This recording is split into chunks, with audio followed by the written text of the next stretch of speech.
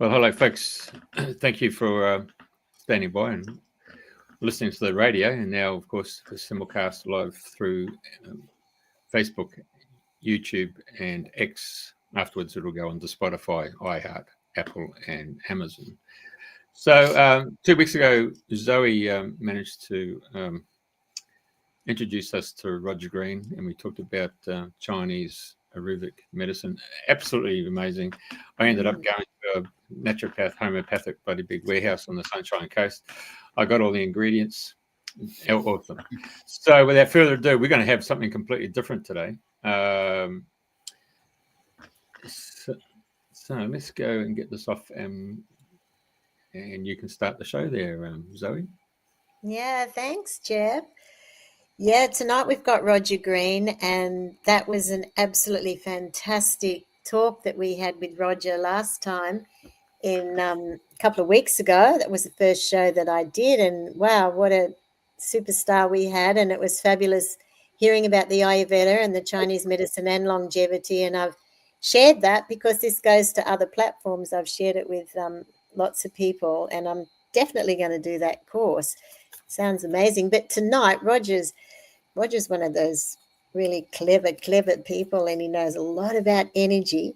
And we're going to hear all about his different areas of energy, plus fractal water, thunderstorm generator, and the history of therapy, as well as maybe he'll tell us about some of the projects that he did with the fractal water. But anyway, over to you, Roger. We're really excited to have you again tonight, and really looking forward to hearing what you got to say. Well, thanks, Zoe. Thanks, Jeffrey. Good to be back. Glad you enjoyed the last show. And, we're all going to live to over 120 based on that information if you take it seriously. So what happened, my background is in Chinese medicine. And, one of the themes of Taoist philosophy is that you sort of become a guardian of nature. We're all sort of, everybody's interested in, having cleaner air and, keeping our ancient forests intact and looking after the ocean and getting our act together here on good old planet Earth. And so what happened to me was I did study the 8 rays of Chinese medicine. That's acupuncture, martial arts, the herbs, massage, of course, food as medicine. And then one of these rays, they're called 8 rays. It's a holistic approach. You've got yin and yang and the Tao, and we even talked about the 5 elements a couple of weeks ago. And then that gets applied to these tangible modalities. And one of them, of course, is feng shui, which is the environmental art of Taoism. Again, evolved over many thousands of years. And I had a school in Sydney in the early days, in the 80s. And I was pretty much the first in the West to actually have the school where we, for a good 4 to 5 years, we were able to teach all of those 8 rays, right? Now, we weren't qualifying people on acupuncture because that's like a 4 or 5 year course, but integrated into the shiatsu massage training, we did 10 weekends of acupuncture because, it was... you could use it in the sense of you didn't get qualified in it, so you couldn't get insurance or anything like that.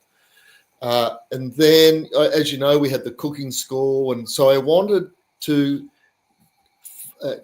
get the whole 8 modalities together. So I started to write a feng shui curriculum, and remember, this is in the 1980s, and there was nothing. There was one book on feng shui, but through my Taoist studies and through acupuncture studies, I came across, these mandalas. And then I took a 6-week course on deciphering Chinese language, and the dictionary and how to use the dictionary.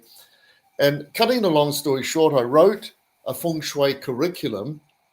And so now we had all of those, our students could study all of the 8 rays of Taoist philosophy, the massage, the food as medicine, the herb. Remember the herbs we integrated into the food as medicine. We had the martial arts integrated into the shiatsu program, things like Doin and Qigong, of course. And anyway, so feng shui is the environmental art, and I wrote the first classical feng shui curriculum in the West. Then there was other schools of feng shui became popular, a little bit more new agey schools in the 1990s. It became very popular. It was a big movement. I call it the last kid on the block, in the sense that we've had these gifts from the Asian cultures, particularly from China, coming into our Western culture for the last 120 years. The Jesuits brought acupuncture, the English and the French brought it 100 years ago. And then, we had things like the I Ching coming, and then with the hippie generation, the 60s, there was a big flowering of this awareness, and you had things like Zen, and later on in the 80s and 90s, you had the martial arts coming in, and by now we've got the acupuncture schools established quite well in the West. And then the final thing to arrive was the cosmology and feng shui, which is the environmental art. So I started to teach that internationally. It took me to a lot of countries. I set up curriculums all over the world. And then, so here I am with the environmental art, and I take it as a big picture. It's not just how to design a house that feels good and harmonious and using, natural materials. This was the birth of, the eco-design movement. It was very exciting. We were now combining the eco-design with feng shui, with esoteric things. And so that was the 80s and the 90s. And that took me in. And what I was going to say is, of course, it's this theme of the guardianship of nature. The original feng shui practitioners they would design the temples and the villages and the houses, but they also protected the waterways and the forests and so forth, right?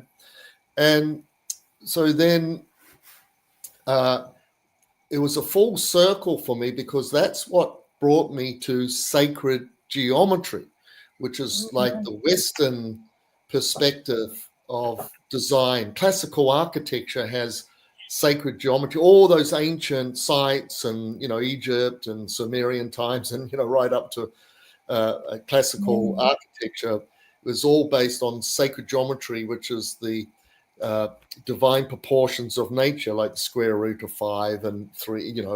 These wonderful ratios that you find in nature, particularly the golden mean ratio, which I'm going to talk to you about.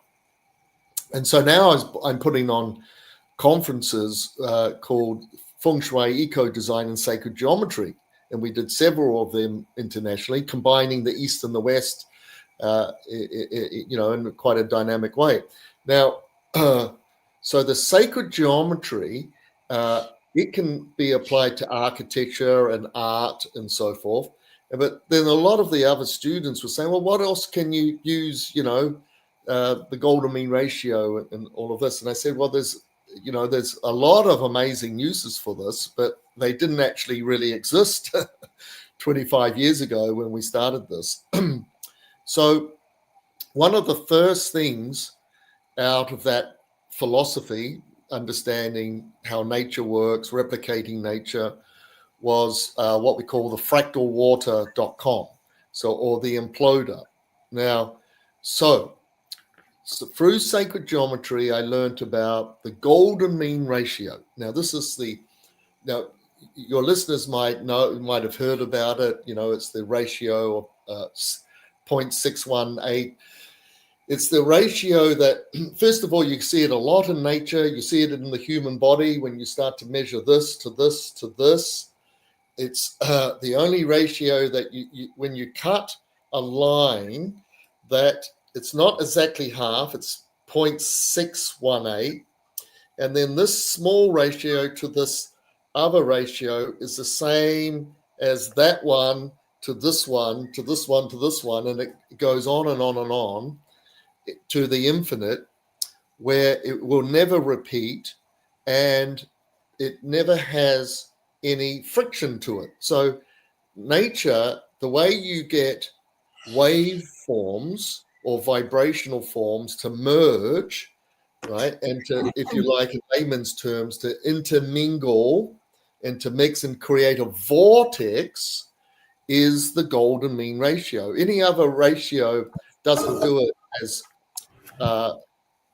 fine-tuned as the golden mean ratio, and there's no friction in there. So then when you look at, sunflowers and, the way plants grow and the way they stretch out to find the sun, it's all done with pretty much a ratio, and a lot of that is the golden mean ratio. It's not the only one that nature uses. So when you start to investigate this, you start to realize that there's only two forces in the universe, right? Now, of course, we call that yin and yang, right? But scientifically, you might remember in your early physics class, they would talk about centrifugal and centripetal. And so, everything is expanding and contracting. So, the centrifugal force is the expanding force, right? From, if you imagine, say, something here at the center and you want to break it up into its particles, you would use a centrifugal force to do that. So it disperses that. It's the basis of entropy, things breaking down and decaying, which science was absolutely obsessed with, and they forgot about the other force, which is the centripetal force, which from the periphery brings energy back to the core, back to the center, right? So it's the force that is the opposite to entropy, and it's the force that brings coherence and unification again, particularly to the core. So when you want to bring things together, you use a centripetal force. Now, when you have these forces of heaven and earth, so remember, our planet is spinning, right? And it's sending out millions of frequencies, right?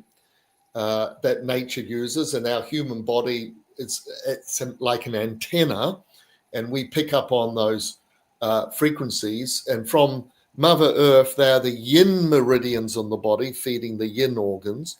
And then we've got the cosmic chi, which, sometimes we call heaven's chi. It's not a religious term. It's just all the amazing vibrational energy of our solar system embedded in our galaxy, which is embedded in billions of galaxies. That's a phenomenal force that's entering in to our planet, right? So that's the centripetal force, and Earth is sending out back its centrifugal force. So nature uses the golden mean ratio to capture the prana, to capture the chi. And then it's the ratio that's used to start to materialize things, like our bone ratios. Our DNA is made up of golden mean ratio. Nature uses it all the time. So then when we come to water, if you want to bring a charge to water, you're going to have to use a centripetal force, right? And one way of doing that is like with a fluid vortex spiral that's done in a golden mean ratio spiral, right? And also with magnets. Now, when you put magnets like a north end to a north end, you're imploding that water down to the 0 point. So then our listeners tonight have to kind of imagine what a torus looks like. So remember what it's, if you can imagine just what that little magnetic field looks like again from your physics class. You've got the energy coming from the outside to the inside, right? and like the polarity of north and south, that's creating a little magnetic polarity there, and we call that torus, and that is what is now produced with a central petal force that brings everything into the still point that we call the zero energy, which is related to what we call the ether, or this vibrational unity of the infinite universe, which of course the ancient alchemists would talk about a lot. And of course, that's what a lot of, when people start to talk about free energy devices, they're talking about capturing the energy from the ether, right? Now, so getting back to the water, we put fractalwater.com onto the market first about 20 years ago, because we wanted to recharge the water. When you recharge the water, the plant is able to then, oh, that's a great little images there, Jeff. That's lovely. See, they're the torus, right? To just get you started, right? Now, when you start to do that with water, the nutrients in the soil, it can be captured a lot easier, because now the water is like, if you know, it's charged, its vibrational charge is stronger. It will pick up the electrons and the protons from the soil, and the plant responds to that. It's called the redox factor, that can absorb it. It's just like, you know, when you recharge water, and a lot of people have heard about that now, it means that you can hydrate yourself a lot better, right? The water is absorbed, right?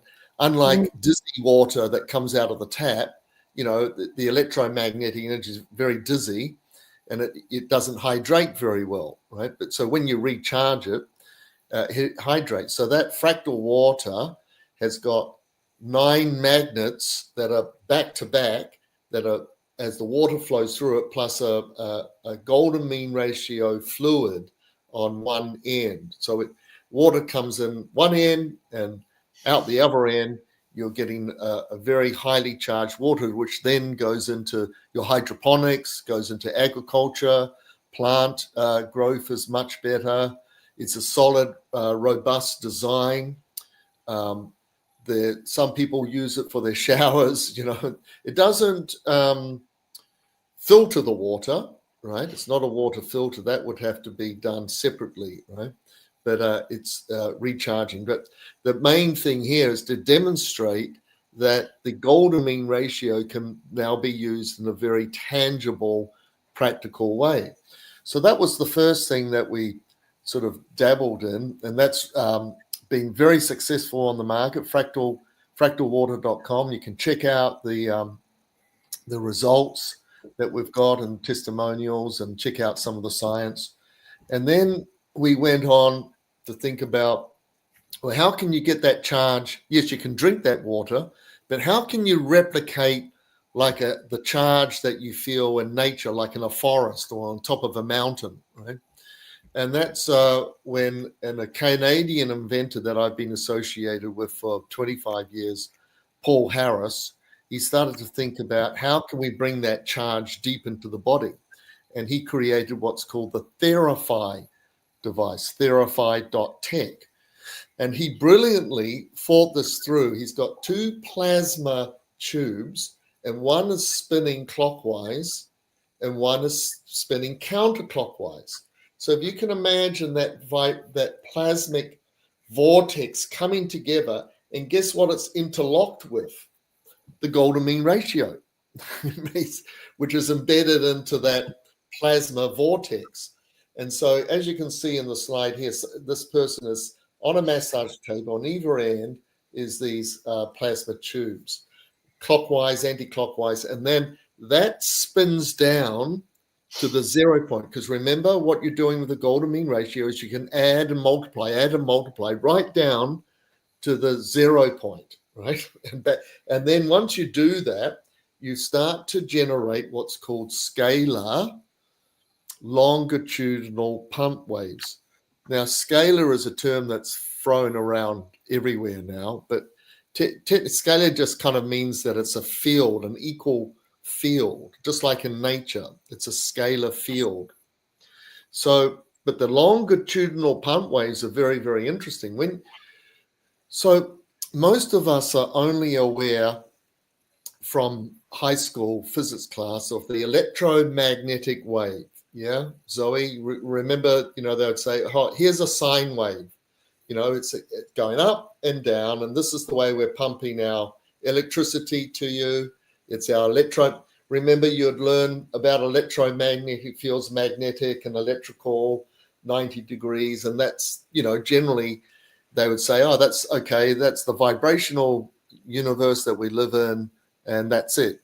Well, they forgot to mention, like Nikola Tesla rediscovered what's called radiant energy or longitudinal pump waves. So when you take that vortex of energy down to the 0 point, it pumps out what's called longitudinal pump waves, which are like sound pressure waves, but they're still going the speed of light.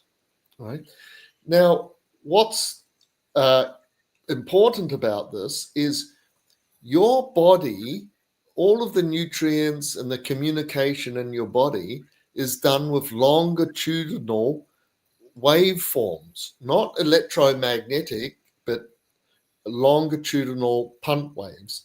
And this is what connects us with Mother Earth and the cosmic chi. It's longitudinal pump waves, which is what nature uses. So the Theraphi device is generating that. And you need a bit of oomph to do it. There's a bit of voltage involved, to drive that down with centripetal energy down to that 0 point, and then it pumps out the longitudinal waves. And so that's, generally used for healing. And, we did do some clinical work that it does increase the conductivity of the body with water by 44%, independently, validated with ATP increase and all sorts of things. Info at theraphi.tech if anybody wants some kind of clinical results. But the website, of course, has got lots of testimonials. They were using electromagnetic energy for pain relief in the hospitals right up to the mid 80s. And then, of course, the pharmaceutical companies came along and said, oh, you guys can stop using that now. We'll just pump everybody with drugs. But they were used historically for the last 100 years. Even on this website, I wrote the history of using electricity, or if you like, electromagnetic energy for healing. There's a good history from Nikola Tesla onwards, And but again, it's a breakthrough technology. It's based on nature. It's based on golden mean ratio, sacred geometry, natural harmonics. And then, so now I'm putting on these, now I started to call it breakthrough technologies. So I started off with feng shui, sacred geometry, and eco design, those conferences. And then because these technologies were starting to develop pretty well, and I got involved with a lot of other inventors. I'm not the technical person or the inventor. I'm more of the business side and the promotional side, and helping people get their finance together and keeping a team together. That was my role. So now, I'm starting to meet a lot of inventors, and they're sort of wanting to have some exposure. So I started to put on these breakthrough technologies conferences, and we did several of them.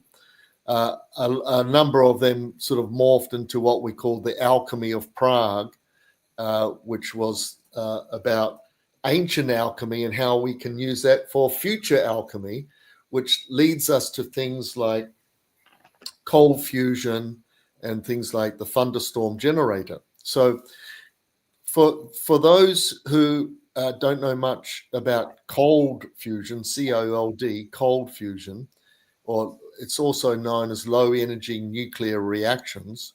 In a way, nature does this. It transmutes elements, and it does it. You don't have to put like a lot of energy into doing that. Nature uses heaven and earth for all of its energy needs. So, but those elements are transmuting, and through the reductionist science, we haven't been able to achieve. They don't even believe that it happens. Can you believe that? They just throw it off and that's old-fashioned alchemy. That doesn't happen. But that's not so the case in what we call cold fusion.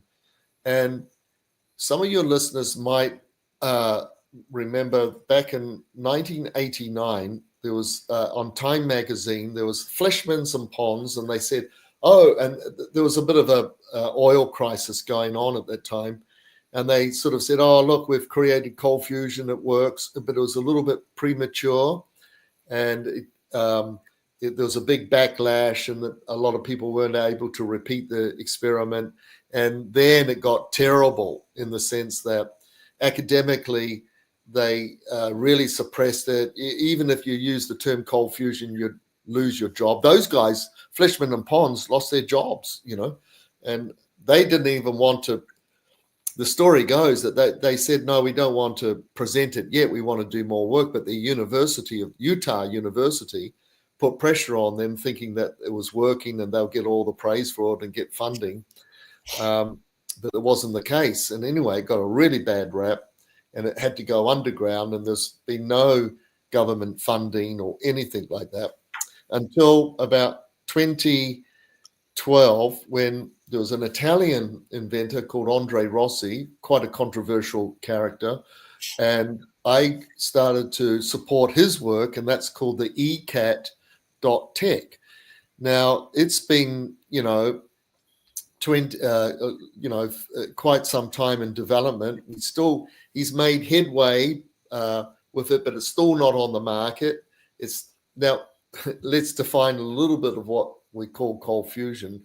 It's things like taking hydrogen, and there's several ways of doing it, but one of the common ways is with nanonized nickel and combining and getting the nuclei to combine. And of course, that's two, positive charges rebelling. So you need like a catalyst and frequencies to be able to do that. But when you do that, it releases a lot of energy without the radiation. So this is different to hot fusion. It's different to, like a nuclear power station. Cold fusion, you can work out in a garage, You just need a certain amount of equipment, and it's not expensive, to do. So Andre Rossi started to, he dug up a lot of research that people had done and collaborated with some Italian academics, and started to experiment with this, and it made a big wow. This is 2012, and a lot of people started to watch it, and so yes, he didn't get anything, and I was a major investor in that, a major supporter. Then what happened was he catalyzed a whole new beginning of cold fusion. That's the good news of low energy nuclear reaction. And so there's been an official low energy nuclear reaction conference that's being put on internationally. It's very academic. And now we've got about 25 labs around the world. The Japanese government threw $20 million at it about a year ago to their Japanese. The rest of the world is governments are asleep at the wheel, totally asleep at the wheel. They don't support cold fusion at all, because governments go to universities and say, check this out, should we support it? And the academics are going like, we don't know if it works, don't support it, So 50% of them support it and 50% of them don't, so to speak, roughly. So it's still controversial, but headway has been made a lot with this, right? Particularly with some of the Japanese work that's happening. So that's the theme of, being able to take us to a new paradigm with energy. You can only do so much with solar and wind, as we've discovered, right? Now, there's a place for that, Zoe. We try, but it's still kind of like, basic stuff, right? And some of it, of course, like with wind, it can be quite questionable with how how much cost to produce and how long it lasts. It's a controversial area, but so we're desperate for like a new paradigm in energy production, right? And that's where cold fusion is fitting into that. Now, then what happened? There was an Australian inventor called Malcolm Bendall, and many years ago, he started to dabble with what he calls the thunderstorm generator, right? And the thunderstorm is sort of based on these same principles of things like the golden mean ratio and cold fusion, but it's a little bit different. He is brilliantly recreating. Now, remember at the beginning of our conversation, I talked about these little toroidal structures, right? If you want, in layman's terms, just like think of it as like little magnets, right? But the technical term for that is plasmoids, which there's a bit of a long history to that as well, with some significant people working with it. But again, it wasn't celebrated by academia, right? It was just pushed to the side. So he started to create a device that would generate trillions of plasmoids, which, now remember, getting back to that singular little plasmoid, it's taking energy from the outside and taking it through the 0 point and then pushing it back out.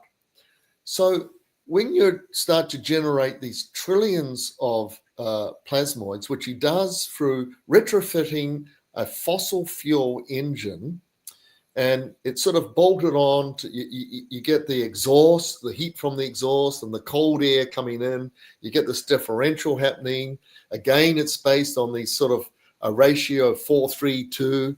There's a lot of guess what? There's even Vedic mathematics involved with this, Zoe. Vedic, wow. Yeah, and sort of esoteric mathematics, and of course, vortex energy. So, and then that means that when you've got the exhaust coming out of a fossil fuel engine, you're now stripping, you're taking, carbon monoxide, carbon dioxide, all of these things, and now you're stripping those electrons away, right?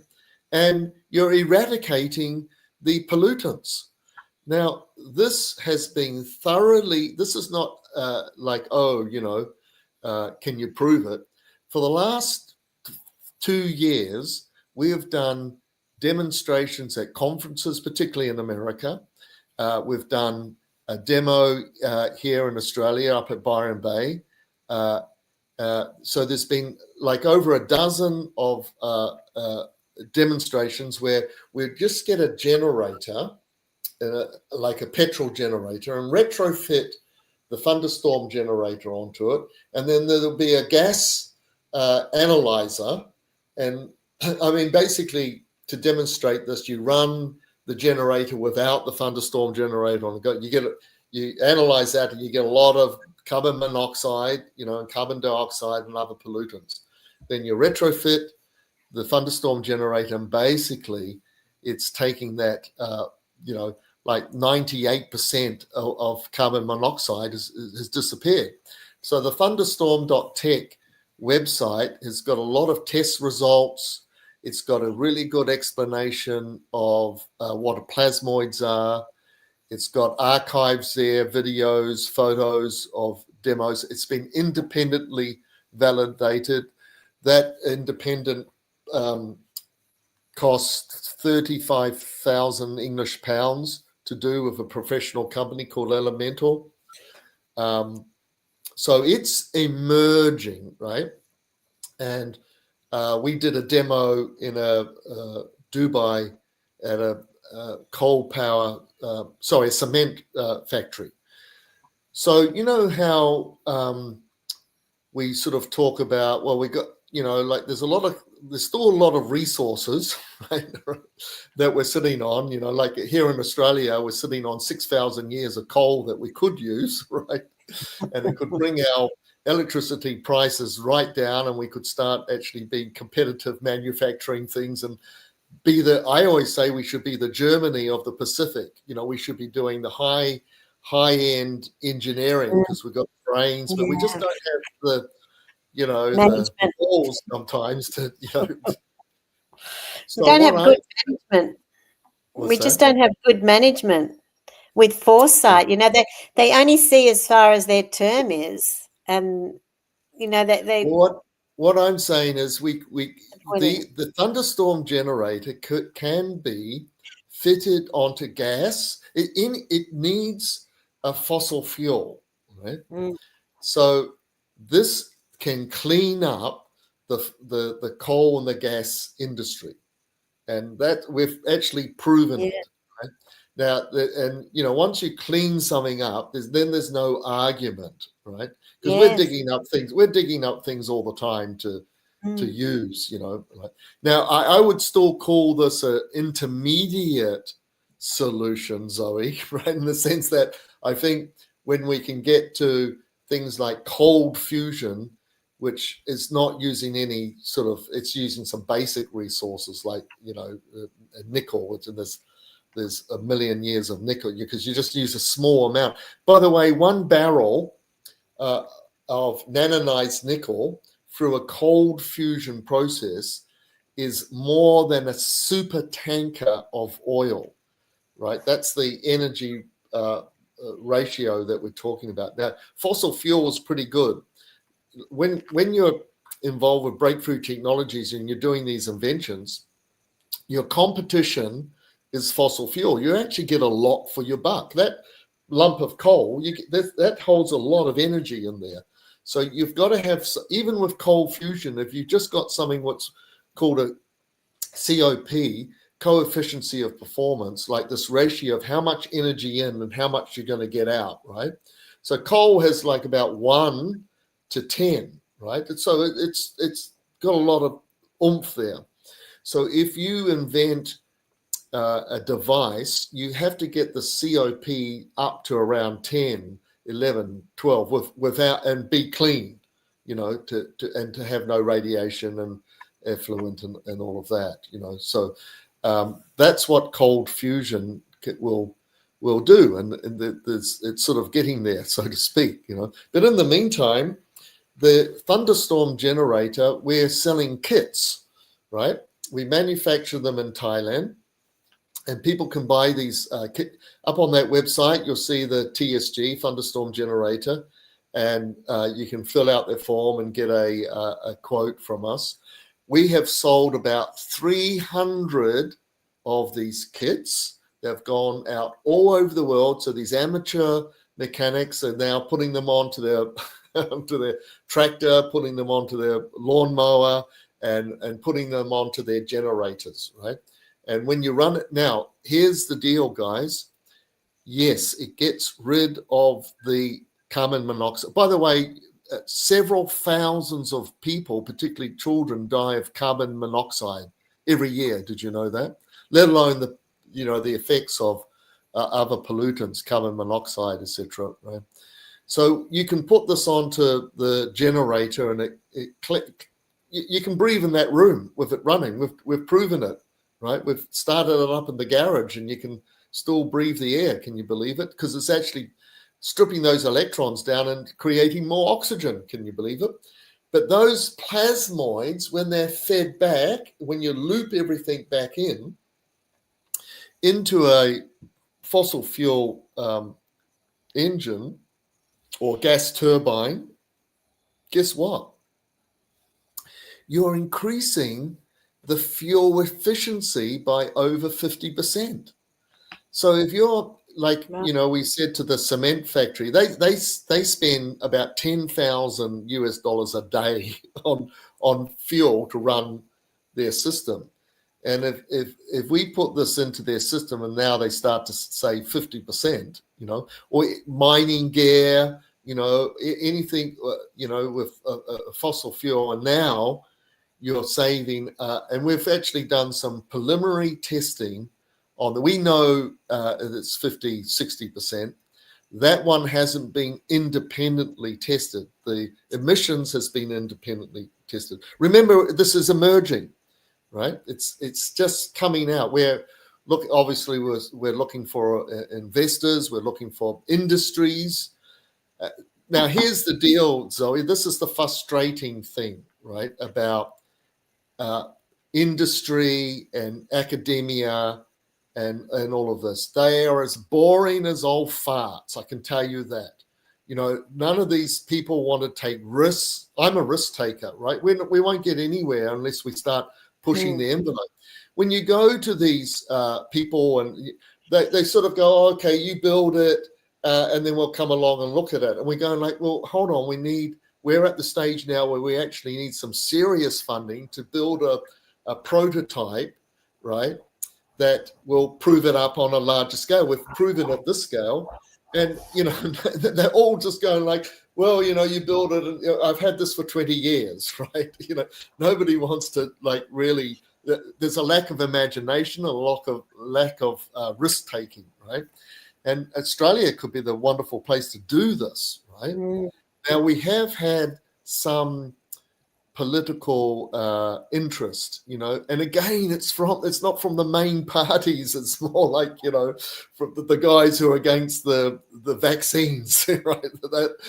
Those heroes who said, no, hang on a minute, this shouldn't be mandated, They're the ones that are open-minded. And so we've got it starting to get a little bit of traction, but we're wanting to take it to the next stage and get it into, like one industry where we can prove it up, and then, people can come and look at it, and those people can be investors, and be linked into this. So that's the stage that we're at. Thunderstorm generator, the most exciting emerging technology on the planet, right? Done by an Australian inventor. There's now, it's just a grassroots movement, but it's gaining traction. And, and again, it's using, the whole thing, golden mean ratio, plasmoids, toroidal energy, vortexes, and transmutation, alchemical transmutation. So I rest my case, guys. That's it. Well, wouldn't that be amazing if we could clean up the coal and gas industry?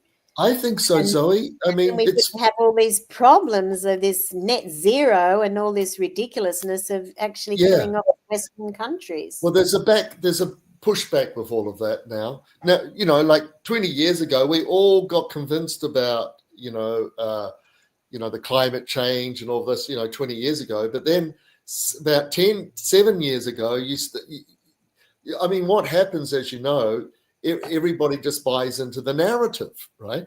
And academically, you wouldn't get a grant unless you were going to buy into that narrative. We never did.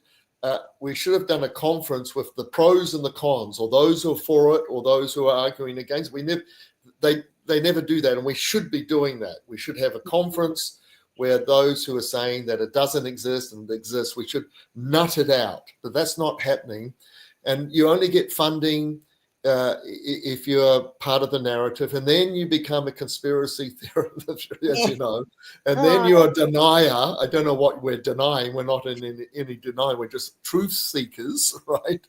And yes, there's a pushback because the cost of living, the price of electricity. If you get energy costs down, it has a remarkable effect on the economy, and it has a remarkable effect on third world countries across the board. If you get those basic energy costs down, which I think we can still do with the use of our natural resources, as long as it's done in a clean way, in which we can do, right? And so that whole narrative can become more balanced, right? At the moment, it's just out of balance, right? The whole net, the Yeah. whole net thing, and then the political. If we just remove the emotion and just look at emerging technologies and how we can use technology, we've always come back to. Have you noticed if you get out of the emotion and just come back to the technologies, that's what actually moves us forward, is getting Yeah. these technologies out into our economy, out into the marketplace. Yeah. Have you spoken to Senator Jared Rennick about this? He's the one of guy our. that the Thunderstorm team did a little demo here a couple of weeks ago in Sydney. So Yeah, that's right. He's he's great. a genius. Yeah, he's so good. Yes, I support him as best I Yep. can.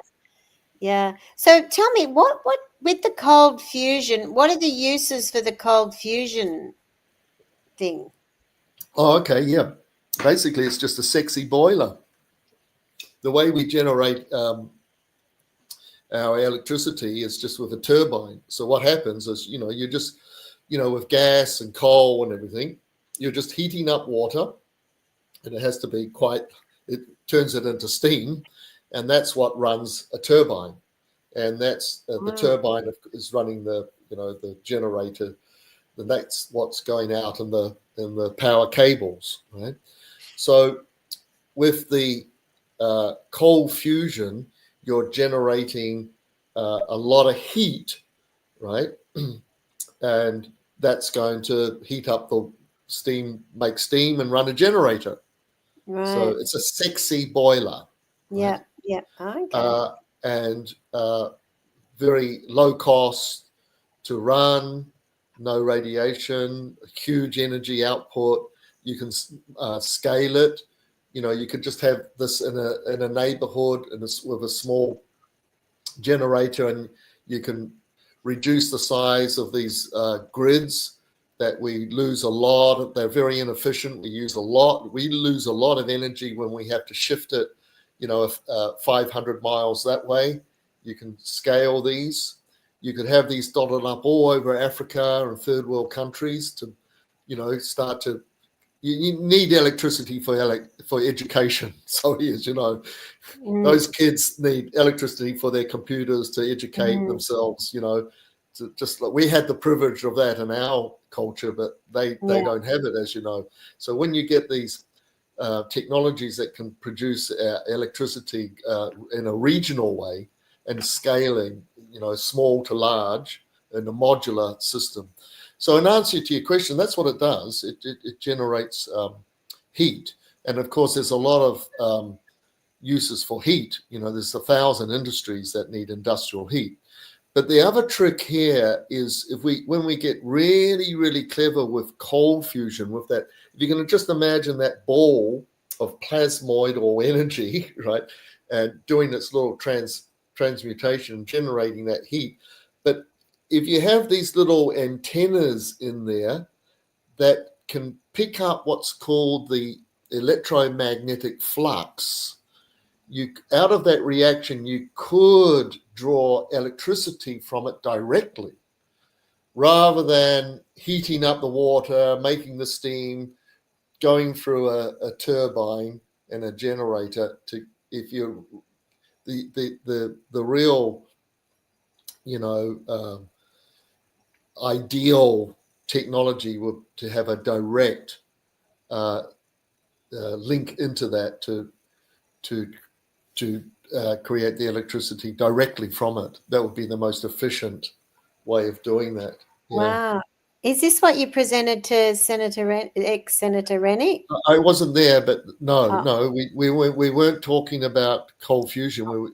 The Thunderstorm Australian team, and there's some great guys getting involved with this, and they're all doing it, like volunteers. These are the guys that have built. They have got the Thunderstorm generator. They've built it onto their generator. They're telling their friends. We did a big demo up in Byron Bay. There was about 100 because of my breakthrough technologies and the conferences that I've put on and the inventions that we've been supporting. I have a pretty good database, right? And so we got about 100 people together for that evening in Byron Bay in January of this year, right? That created a whole kind of catalyst for around Australia, with other people starting to put it on and doing demos, and then pushing it towards the politicians now. Yeah, and so I mean, we've had a lot of rain. I think we're in like a 10-year rain cycle here at the moment. Well, in the whole East Coast. So it's actually creating thunderstorms. Do we want thunderstorms? Oh no, it's called a thunderstorm because it's not nothing. Well, it's because it's replicating what's going on in a thunderstorm, right? Where you get that ball lightning.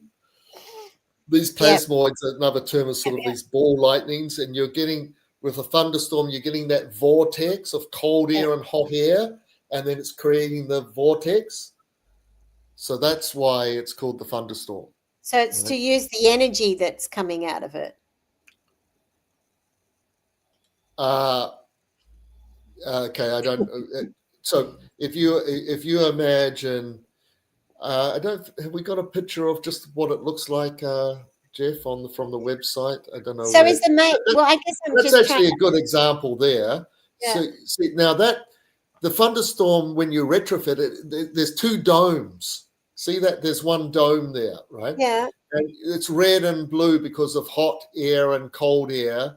And remember, we're creating these trillions of these little vortexes of energies that is going to take all the emissions and strip them down and transmute them and get rid of carbon monoxide. So, the exhaust is coming in here, the air is coming, the plasmoid or energy is coming in here. That's generated out of water, by the way. It goes, there's a water aspect to this, right? And so that's what's called the thunderstorm generator, but you have to retrofit that onto an engine. And next to us there, that's what a thunderstorm looks like, and it's what's happening inside the thunderstorm generator. So it's to help countries get to net zero. Yes, it will. Without the cost involved. This is a economic cost. These are not expensive to make, and there's no rare earth materials, right? And so yes, it gets rid of the emissions, and it increases the efficiency of that engine. Yeah. Yeah. So what kind of engines, what target market does it have then? Because we don't do a lot of manufacturing or anything left in Australia. Well, these are easy to manufacture. We just haven't got it up to that stage yet. At the moment, it's manufactured in Thailand, and the bigger versions are going to be manufactured in India, right? But that's who needs it. India and China, they're the ones, and America, who's got the greatest emissions, isn't it? Well, we've all got emissions. Yeah. But they've got heaps of emissions, haven't they? Like 10 times what Australia's got? Yeah, that's right. Yeah. Well, in answer to your question about the target market, it's a grassroots movement first, right? And to a degree, like that aspect of it, it's kind of like open sourced. That way it doesn't get suppressed, it doesn't get pushed down, and we're just building it up from the ground up, which is quite exciting, The next target would be larger generators, right? The target is not with cars, because that's a little bit more complicated. It can be done, but you'd have to have like a little black box with it to, because the car's accelerating, deaccelerating, so it'd have to be sort of coordinated. I mean, eventually, these big car manufacturers would be wanting to have a thunderstorm generator in their car, right? And also their tractors and also their trucks, right? Absolutely. But those big generators and those big gas generators, they have a constant rev, And that's a little bit more easier for the thunderstorm generator to work with at the moment until we have a little black box that can regulate things a bit better. So, but also, like, quite frankly, the mining industry, steel making, and cement, they're very polluting, high energy industries. And we're at the stage now that all we need is one of those to come along on board and support us. We need finance to do this, because that's like a little R&D pilot project which will scale it up, and we just need one of those industries to wake up and smell the coffee and start taking this seriously. Yes. Yeah. Well, I thought it was really interesting when you said that it uses Vedic mathematics. How does that work? Because that's the Vajra. In Indian, we've got the Vajra that they would, the two spirals, and they hold it. And yeah. Well, the thunderstorm generator looks like the Vajra. It's got these two domes, right? Yeah. And it's connected at the between the two domes, and you see the energy's coming in this way and going out this way, and the vortex and the plasmoids are all created in that. So yes, and you have to get the right materials, but it's basic materials like steel and so forth, and then the right proportions, because there's a dome within a dome within a dome. Zoe, it's and that's creating the clockwise and anti-clockwise. It's still based just on yin and yang, right? And getting that implosion happening and creating the trillions of plasmoids, which mixes with the exhaust. Yeah, right. So when Jeff was showing the photos of the people lying in the bed, was that fractal water? No, that's the Theraphi device. All right. And how does that working? Is that moving the molecules in the body, or? No, it's generating the longitudinal pump waves that I talked about. And every chemical reaction in your body is based on longitudinal scalar waves forms. So you're lying between that polarity of yin and yang, right? Remember, there's two plasmazoids. One's going clockwise, spinning a plasmic vortex, and anti-clockwise, and they collide. Those waveforms are adding and multiplying right down using the golden mean ratio, right down to the 0 point. And out of those, in a way, it's creating plasmoids as well, right? And you're bathed in that. So that's recharging every cell in your body, right down to the DNA, right?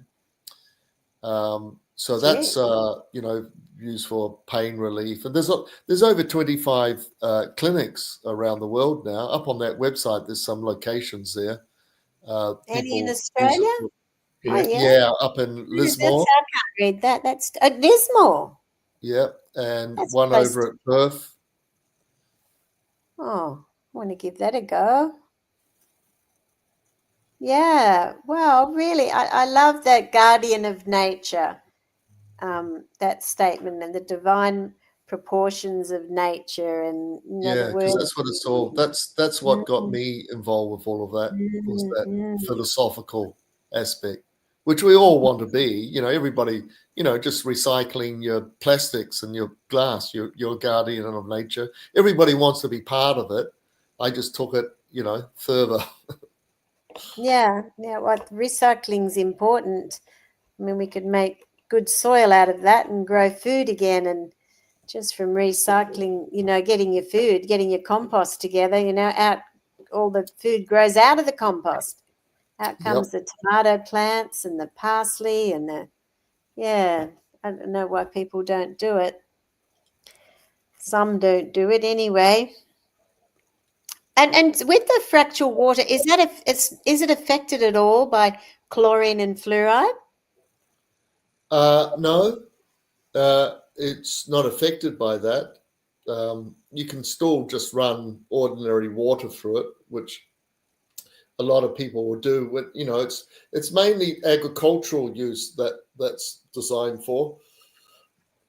I mean, some people do put it into their water line for their house, but you'd have to filter the water first and then put it into your water line. And it just means that then the water coming out of the tap and in the shower, it's all really vibrant water. Yeah.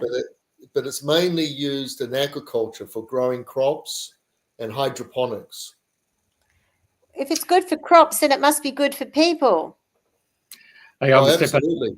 Yeah. Well, drinking the water recharges the water. I'm going to step in there. I've actually got that, or two of those units. I've got one from the street that comes into the house. And I've got another one, the larger one, the agricultural one. I've got that for the swimming pool. So, yeah, it actually puts that vortex water and it comes into the house. So your showers and your clothing, you can feel the softness in the water. I mean, Brisbane's got hard.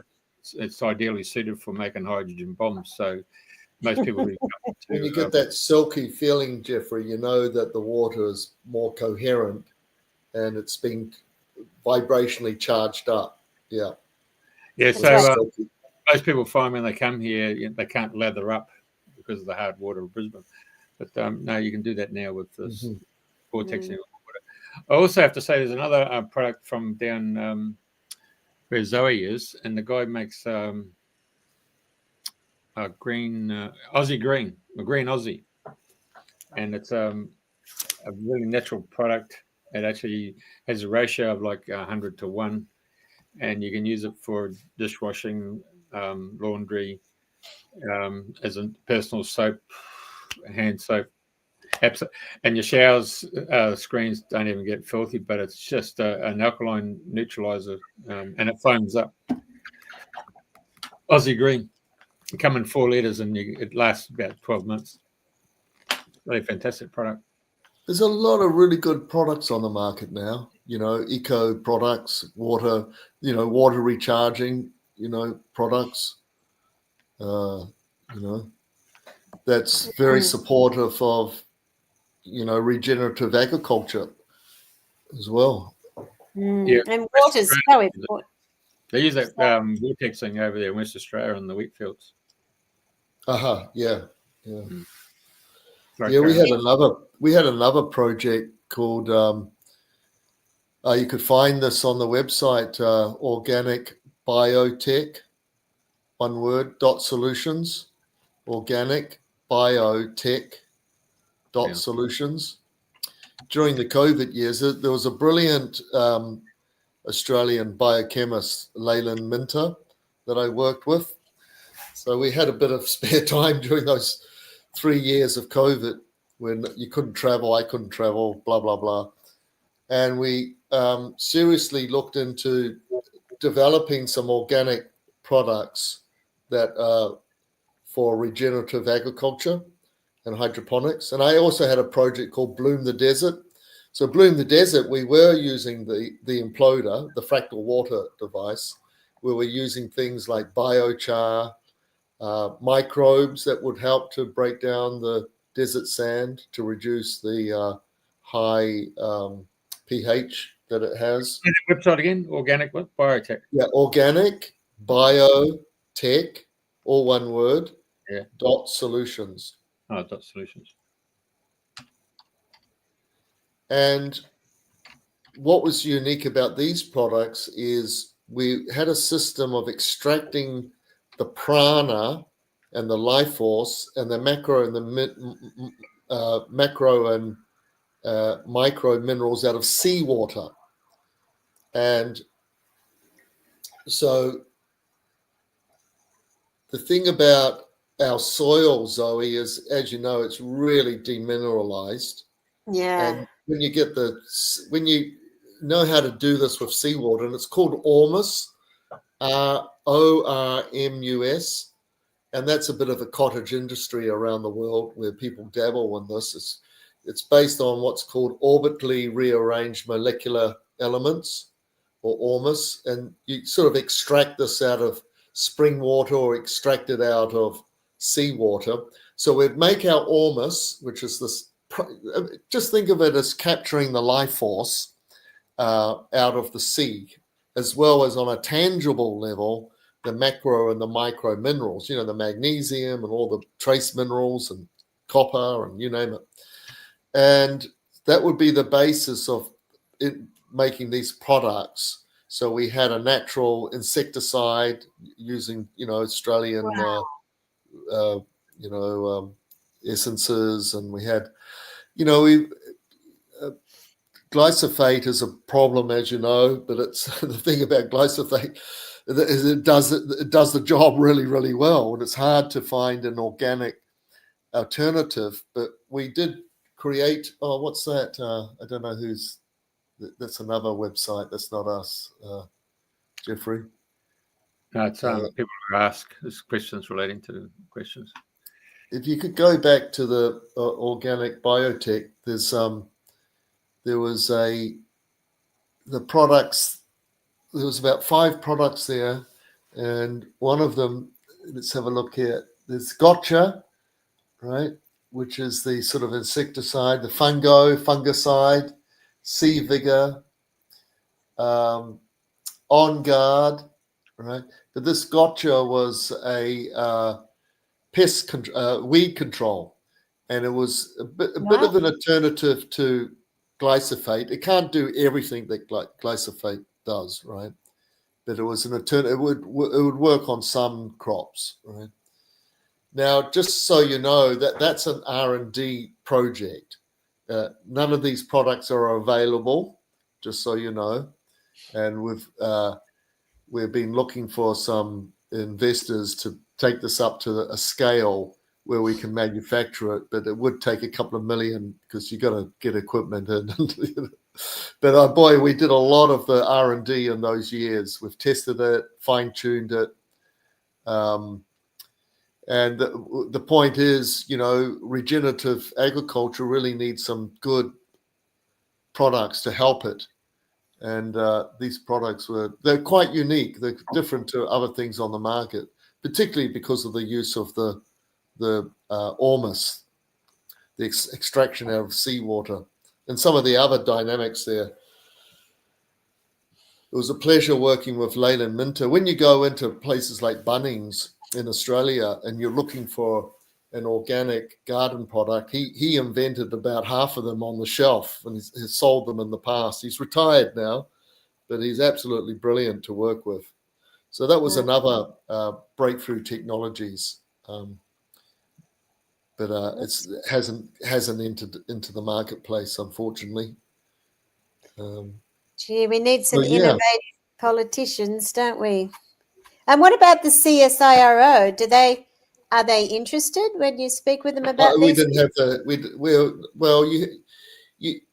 you go to them when you have funds to pay them to test something. We don't have, and they're up to their eyeballs with their own project. We don't even bother going to those people. Yeah, right. Yeah, they're good at what they do, but they're there for industry will go along to them and say, oh, look, we want you to test this and test, and they go, oh, fine, yeah, that will cost you $200,000. Just to get their label on it when there could be other people who can test just as effectively. Well, they're good at what they do, and they're good people, but yeah, it's a different dynamic. This is one of the things about breakthrough technologies.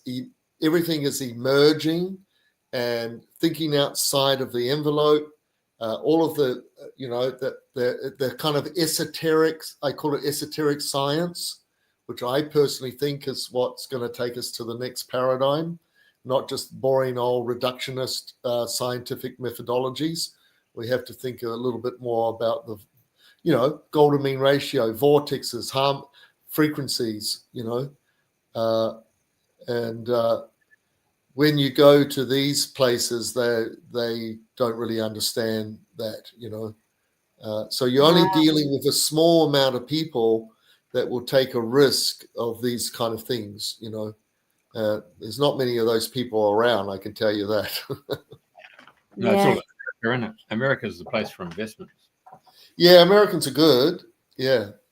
but then you need a lot of money to just get around to go to all the conferences, present, and it's a tricky situation. Just anybody's would agree with me. When you've got a new invention, getting those little benchmarks done is a real challenge. The good thing about Australia and a lot of other countries, they do have a tax rebate for R&D, and Australia has done a good job with that. It's like 40-50%.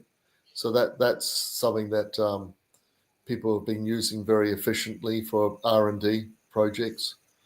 England has it. America has it to a degree. That helps. But What about getting New these Zealand? things. What about New Zealand? What about New Zealand? Yeah, they have a tax rebate for R&D projects. Yeah, they're pretty good. They're aligned, I think, with the Australian system with that. Yeah. All right. And so when you regenerated the desert, you were using salt water. Where was the desert? Okay, so we Dubai. Oh, Dubai. Yeah, outside of Dubai. Yeah, there was a trial farm, a desert farm that I had access to. I saw that. Yeah. So we would get the seawater and then make the ormus out of it, which is a very simple application, right? It only takes a couple of days. I had the fractal water device there. We call it the imploder. We had biochar, right, which is sort of like creating like a carbon hotel for the microbes to start to breed in. Biochar is a great way. Regenerative agriculture uses biochar a lot. It's quite easy to make, and they're starting to put biochar back into their into their soil, and we use microbes that were tailor-made for that situation. And we brought, we had the desert sand tested before we started, and it was something like 13. It was like over the top. It was something. Was it like 11.8 pH? Really alkaline.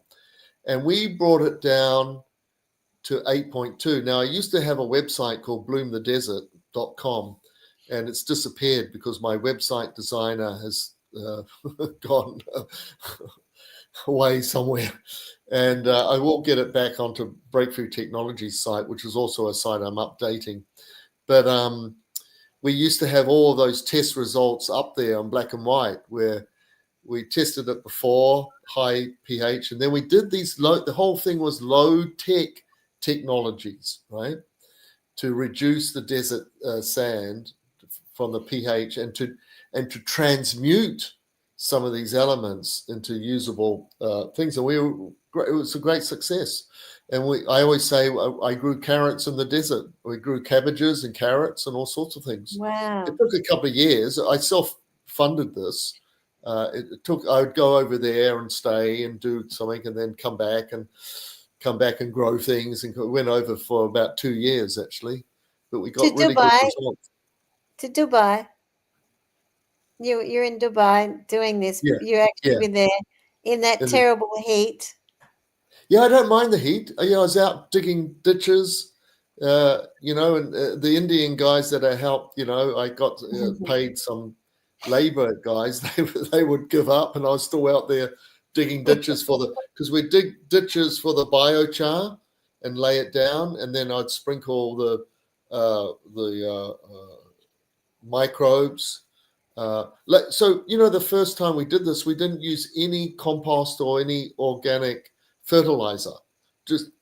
We kept that out of the solution, so that we could just prove by using these couple of things that we could get the the pH down, and we actually grew things in that environment pretty well. And then the next time it came, we used some small amount of fertilizer. The whole point of this exercise was to demonstrate that you can use a small amount.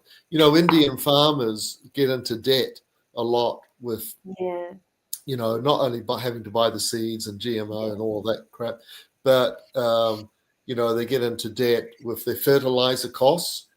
So if you have technologies that can go in first, and then, if you reduce your fertilizer cost by 50%, that means a lot to any farmer, Yeah. And so that was part of the solution of Bloom the Desert. And especially now, they're saying there's a fertilizer shortage due to the war in the Ukraine. Yeah. I think Organic Biotech Solutions had some solutions to that as well, with some of our products.